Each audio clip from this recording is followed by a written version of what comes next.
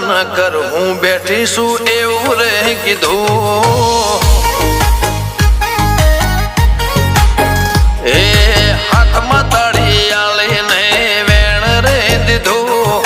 હાથમાં તાળી આલીને વેણ રે દીધું તું ચિંતા ન કર હું બેઠી છું એવું રે કીધું